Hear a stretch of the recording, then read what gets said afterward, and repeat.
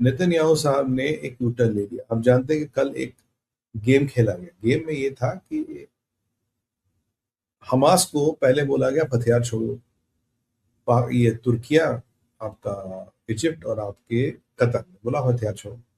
Hamas कह रहा साहब मैं हथियार नहीं छोड़ूंगा, मैं तो लड़ता हूँ। बोला भाई ये आके तेरी ऐसी तैसी कर लेंगे तो हथियार छोड़। हमास कहता मैं नहीं छोड़ता। अब इन्होंने कहा हमास तोड़ के, इसराइल कह रहा ठीक है वो हथियार नहीं छोड़ेंगे तो अपनी कार्रवाई करेंगे।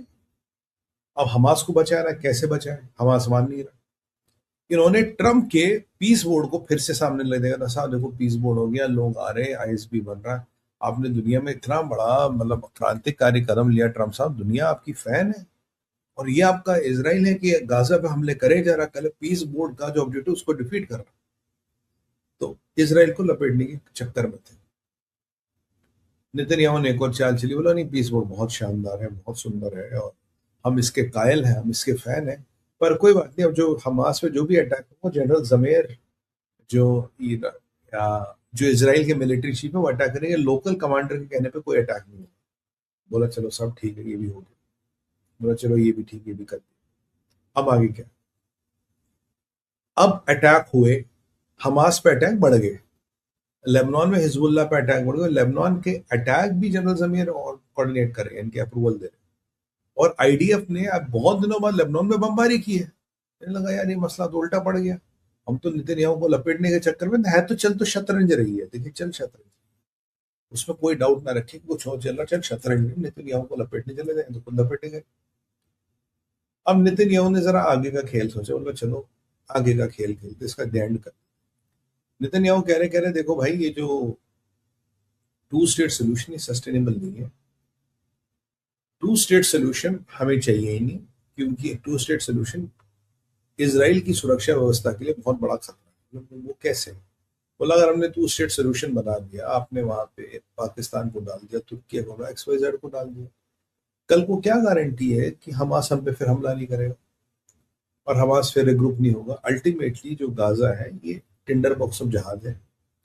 यहाँ जहाज किसी न किसी फॉर्म में पलटता रहेगा, चाहे वो हमास हो, चाहे वो कल नई ऑर्गेनाइजेशन हो, कुछ और अल्टीमेटली ये इसराइल की और इसराइल के लोगों के लिए सुरक्षा व्यवस्था का खतरा बनेगा।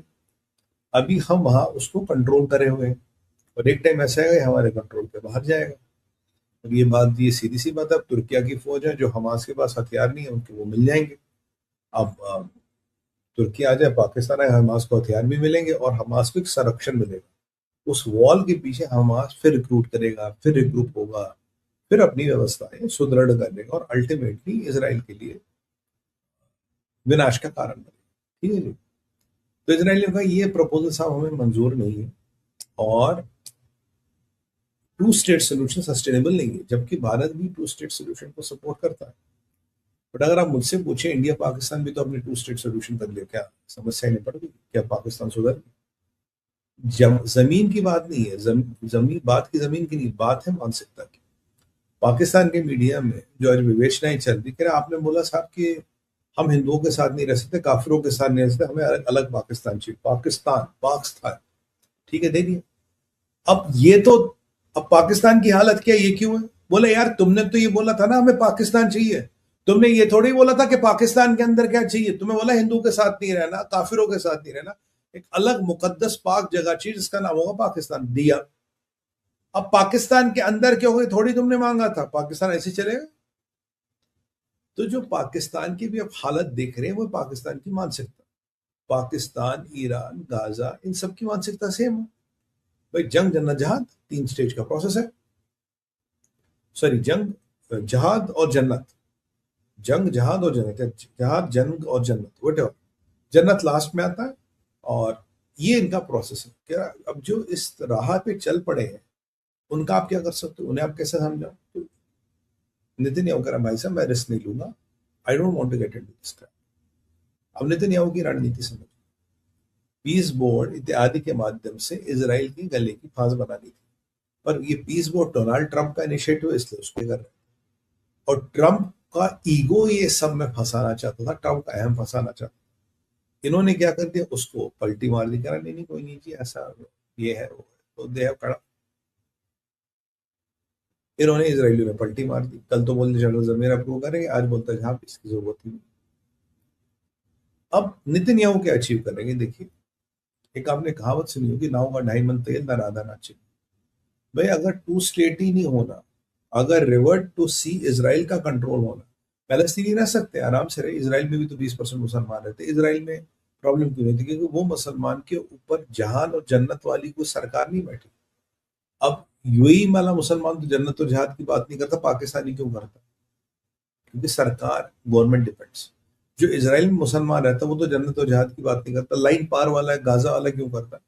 वह सरकार ही, सरकार की दुकान ही इसी में चलती है।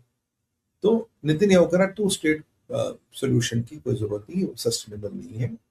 और जब उसने प्रोजेक्ट ईपी चालू किया था करीब कुछ महीने पहले, मैंने कहा था अगर प्रोजेक्ट ईपी नेतन्याहू ने चालू कर दिया, इसका मतलब वो क्लियरली आपको बता रहा टू स्टेट सोल्यूशन ना पॉसिबल है, ना फिजिबल है, ना कभी बनेगा। और ईपी के बाद आप टू जगह ही नहीं बचती कि आप टू स्टेट सोल्यूशन इंप्लीमेंट करो। तो बड़ा स्मार्ट मूव है, कॉन्सेप्चुअली डिस्प्यूट कर दो टू स्टेट सोल्यूशन। फिर अगर टू स्टेट सोल्यूशन नहीं हो, पीस बोर्ड हो या हिंसा बोर्ड हो, क्या फर्क पड़ता? तो पाकिस्तान आएगा ना, तुर्की आएगा ना, कुछ आएगा, कहानी ऐसी चलेगी, लैंड टू सी इसराइल के पास रहेगा and they will control it the way they deem it be the best. तो एक मास्टर स्ट्रोक है नेतन्याहू का, पर नेतन्याहू टर्म की थोड़ी लग गई है। इसका मतलब ये नहीं कि उनकी अदावत है, पर हो सकता कई बार राजनीति में ड्रामा भी करना पड़ता है लोगों को दिखाने के लिए। अब चलते हैं वाहिदी के पास। देखिए वाहिदी जो है ये आईआरजीसी का बॉस है। मैं मानता हूं कि ये ईरान में भी सबसे पावरफुल एंटिटी है, या पावरफुल एंटिटी तो उसके ऑनरेशन में most powerful person in Iran is Vahidi Mojtaba Khamenei नहीं। मुज्तबा खमैनी भी कहीं इसके कब्जे में है, इसके जेल में है, इसके प्रिजन में कहीं, तो मुज्तबा खमैनी को भी इसे दबोच रखा। अब ट्रम्प, आप जानते हैं कि हॉर्मोस की डील फिलहाल अटक गई है, उसमें काफी सारे पेच है, हम रात को रिकॉर्ड पे बात करेंगे। अब जो हॉर्मोस की डील लटक गई है, फटक गई है और भटक गई है, अब क्या किया जाए? अब ट्रम्प साहब तो एक ही चीज कह रहे हैं कि Iran can never ever have a nuclear. इसी चीज को बार बार बार बार बार रिपीट कर रहे हैं। और ईरान में लोग कहते हैं कि खमेनी साहब ने कहा था कि हमें हमें न्यूक्लियर वेपन की जरूरत नहीं है, नॉन इस्लामिक।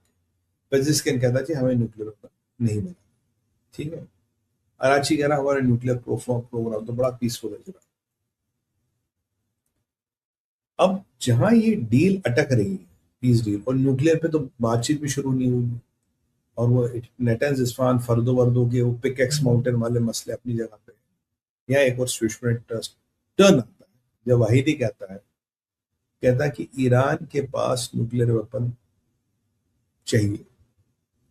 बिना न्यूक्लियर बम के ईरान की सॉवरेनिटी की कोई गारंटी नहीं। अगर ईरान को अपनी सॉवरेनिटी बचानी है तो हमें न्यूक्लियर वेपन चाहिए, और ईरान ये न्यूक्लियर वेपन बना के, तो ईरान का न्यूक्लियर प्रोग्राम था, है और रहेगा। ये न्यूक्लियर प्रोग्राम का ऑब्जेक्टिव है न्यूक्लियर बम बनाना, और वो न्यूक्लियर बम जब बनेगा तभी ईरान अपनी सॉवरेनिटी की गारंटी ले पाएगा, अन्यथा ईरान की सॉवरेनिटी की गारंटी कोई नहीं है। ये मिस्टर वाहिदी कह रहे हैं। तो जो ट्रम्प का अब तक एक फिग लीव था कि नहीं नहीं न्यूक्लियर बम नहीं बनाने देंगे, न्यूक्लियर प्रोग्राम नहीं चलेगा, उस पर इसने पत्थर मार दिए, it has been blown out. अगर वाहिदी कह रहा है न्यूक्लियर बॉम्ब बनेगा तो उसको 1% मिटिगेट या निगेट कर सकता है, क्योंकि ओवरऑल हम इस मुजतबा पर, मुजतबा है कहाँ? मुजतबा को किसी ने देखा नहीं। मुजतबा के बाद जो सबसे पावरफुल आदमी होगा तो बम बना के रहेंगे, और इससे हमारी सॉवरेनिटी बचेगी। तो यानी कि ईरान का न्यूक्लियर प्रोग्राम हाँ है और रहेगा, और मौका मिलेगा बम बनाएंगे, और मैं आपको कह रहा हूँ मौका मिले तो बम गिराएंगे भी। तो यहाँ ट्रम्प के लिए बड़ी विकट परिस्थिति होती, बिकॉज ये तुम्हारे मुंह पे कह रहे हैं कि हमें न्यूक्लियर बम बनाना, क्या करे? Can he back out, can he do anything? Trump के पास ज्यादा विकल्प।